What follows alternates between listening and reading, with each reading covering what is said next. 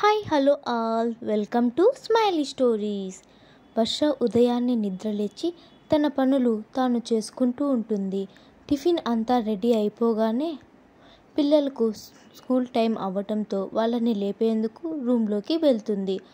ఆరు పక్కన కూర్చొని, ఆరు బంగారం స్కూల్కి టైం అవుతుంది లే నాన్న అని వర్ష ఆరుని నిద్ర లేపుతుంది.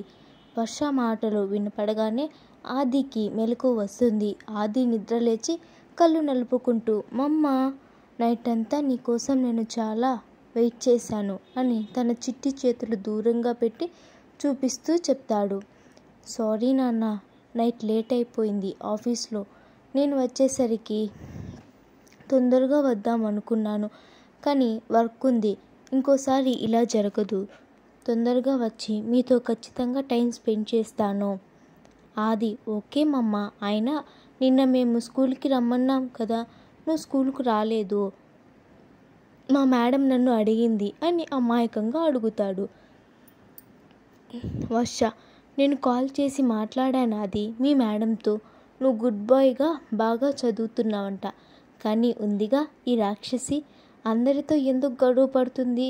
మీ మేడం కూడా అదే చెప్తుంది. ఆరు అందరితో బాగా గొడవ పడుతుంది అని. అప్పుడే నిద్రలేచిన ఆరు, మమ్మ నేను రాక్షసి కాదు, గుడ్ గర్ల్ని. మా మేడం నీకన్నీ కావాలని నా మీద అబద్ధం చెప్పింది అని చెప్తుంది క్యూట్గా. వర్ష ఆరుని కూడా దగ్గరికి తీసుకొని, నీ మీద ఎందుకురా మేడం అబద్ధం చెప్తుంది. నువ్వు క్లాస్లో అల్లరి చేస్తే అందరితో గొడవ పడుతున్నావంట. నువ్వు గుడ్ గర్ల్ కదా, ఎందుకు అందరితో గొడవ పడుతున్నావు. ఆరు, అది మరేమో మమ్మ, వాళ్ళంతా నా ఫ్రెండ్స్ కదూ. మరేమో నేను స్లేట్ పెన్సిల్ తిన్న ప్రతిసారి నా మీద మిస్ కన్నా ఆది కన్నా చెప్తున్నారు. అందుకే నేను వాళ్ళతో చెప్పొద్దని గొడవ పడ్డాను. ఇందులో నా తప్పేమన్నా ఉందా మమ్మీ అని ఆరు పాప తన బుజ్జి మూతిని క్యూట్గా పెట్టి అడుగుతుంది. వర్ష, ఏంటి ఆరు, ఇది నీకు ఎన్నిసార్లు చెప్పాను స్లేట్ పెన్సిల్స్ తినకూడదు అని, అయినా నువ్వు అదే చేస్తున్నావు. ఇలా అయితే నువ్వు అడిగిన బొమ్మలేమీ తీసిను. నువ్వు నేను చెప్పిన మాట వినటం లేదు కాబట్టి. ఆరు, నో మమ్మ, నేను ఎక్కువ స్లేట్ పెన్సిల్ తినటం లేదు, స్లేట్ పెన్సిలే తింటున్నా. దానికి కూడా ఆది నన్ను అరుస్తూ ఉన్నాడు. నేను అందుకే ఆదితో అస్సలు మాట్లాడను. వర్ష, ఒక్కటైనా తినకూడదు నాన్న, నీకు ఎన్నిసార్లు చెప్పాను స్లేట్ పెన్సిల్స్ తింటే స్టొమక్ పెయిన్ వస్తుందని. ఆది నీకోసమే కదా చెప్తున్నాడు. ఆది మీ మాట వినాలి, నా బంగారు తల్లి కదూ. ఇంకొకసారి స్లేట్ పెన్సిల్స్ తింటే నేను నీ బేబీ డాల్ టాయ్స్ ఏమీ తీసిను, ఓకే. ఆరు, ఓకే మమ్మ, నువ్వు చెప్పినట్టే వింటా. గుడ్ గర్ల్, అలానే ఉండాలి మా ఆరు పాప అంటే. సరే రండి, స్కూల్ టైం అవుతుంది, రెడీ అవుదురు. అలా వర్ష పిల్లల్ని స్కూల్కి రెడీ చేసి వాళ్ళ స్కూల్ దగ్గర డ్రాప్ చేసి తను ఆఫీస్కి బయలుదేరి వెళ్ళిపోతుంది. ఆఫీస్కు వెళ్ళగానే ఉషాతో కొంచెం సేపు మాట్లాడి తర్వాత యథాపనిగా తన వర్క్ తను చేసుకుంటూ ఉంటుంది. అలా వర్క్ చేస్తూ ఉండగా మళ్ళీ ప్యూన్ వచ్చి వర్ష దగ్గర చాలా ఫైల్స్ పెట్టి, మేడం మేనేజర్ గారు ఈ వర్క్ ఇచ్చారు అని చెప్పి వెళ్ళిపోతాడు. వర్ష ఉషా ఇద్దరు ఒకరి మొహాలు ఒకరు చూసుకొని మళ్ళీ ఎవరి వర్క్ వాళ్ళు చేసుకుంటూ ఉంటారు. వర్ష కనీసం లంచ్ కూడా చేయకుండా తనకిచ్చిన వర్క్ అంతా కంప్లీట్ చేస్తూ ఉంటుంది. ఈ రోజైనా కనీసం తొందరగా ఇంటికి వెళ్ళి పిల్లలతో కొంచెం సేపు టైం స్పెండ్ అనుకుంటుంది.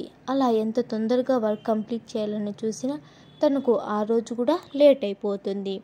తన ఆఫీస్ నుంచి బయటికి వెళ్ళేటప్పుడు నిన్న ఆటో కోసం వెయిట్ చేస్తుంటే మేనేజర్ వచ్చి తనని ఫోర్స్ చేయటం గుర్తొచ్చి వెంటనే అక్కడ ఆగి చుట్టూ ఎవరైనా ఉన్నారేమో అని ఒకసారి చూస్తుంది. అక్కడ వాచ్మ్యాన్ ఉండటంతో అతను చాలా పెద్దాయన కావడంతో అతను దగ్గరికి వెళ్ళి, బాబాయ్ గారు ఏమీ అనుకోకపోతే నేను ఆటో ఎక్కే వరకు నాకు కొంచెం తోడుగా ఉంటారా అని అడుగుతుంది. దానికి ఆ పెద్దాయన, సరే అమ్మా ఉంటాను పద అని తనతో పాటు బయట వచ్చి వర్ష ఆటో కోసం వెయిట్ చేస్తుంటే తనతో అక్కడే ఉంటాడు. దూరం నుంచి అది చూసిన మేనేజర్, వీడెవడు ఈరోజు ఎలాగైనా దాన్ని నాతో తీసుకెళ్దాం అనుకున్నాను. వీడెవడు దానితో పాటు అక్కడే ఉన్నాడు అని అతను వెళ్తాడేమో అని చూస్తూ ఉంటాడు. ఇంతలో అక్కడికి ఆటో రావటంతో వర్ష ఆటో ఆపి కూర్చొని థ్యాంక్ యూ బాబాయ్ గారు అని చెప్పి ఆటోలో వెళ్ళిపోతుంది. ఇక్కడ మేనేజర్ మాత్రం ఈరోజు కూడా ఛాన్స్ మిస్ అయింది అని అనుకుంటూ అతను కూడా బయలుదేరి వెళ్ళిపోతాడు.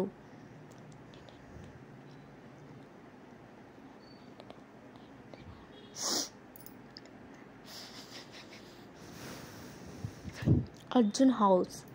అర్జున్ కార్తిక్ ఇద్దరు వైజాగ్ వెళ్ళటం గురించి మాట్లాడుకొని అక్కడ ఏమేమి చేయాలని మాట్లాడుకున్న తర్వాత ఎవరింటికి వాళ్ళు బయలుదేరుతారు. అర్జున్ ఇంటికి వచ్చి ఫ్రెష్ అయి డిన్నర్ చేసేటప్పుడు వాళ్ళ అమ్మతో ఇలా అంటాడు. అమ్మ, రేపు వైజాగ్ వెళ్తున్నాను.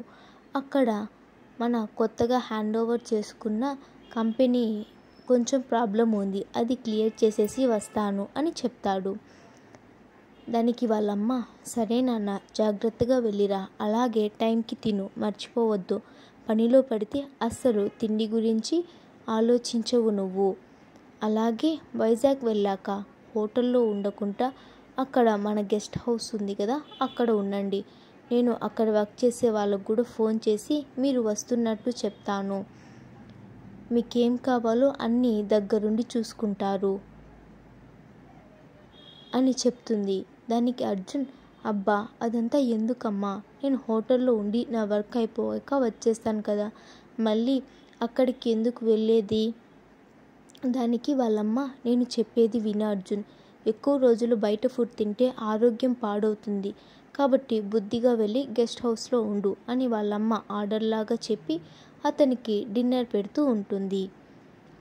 అర్జున్ డిన్నర్ తినేసి తన రూమ్కి వెళ్ళి కొంచెం సేపు అలా వర్క్ చేసి తర్వాత తనకు కావాల్సిన బ్యాగ్ ప్యాక్ చేసుకొని కొంచెం వర్క్ ఉంటే అది చేసుకుంటుంటాడు. అలా వర్క్ చేసుకున్నాక ఇంకా పడుకుందామని పడుకున్నాక అతనికి ఎంతకీ నిద్ర పట్టదు. ఇంకా డైలీ రొటీన్లా అతని తన స్లీపింగ్ ట్యాబ్లెట్స్ వేసుకొని పడుకుంటాడు.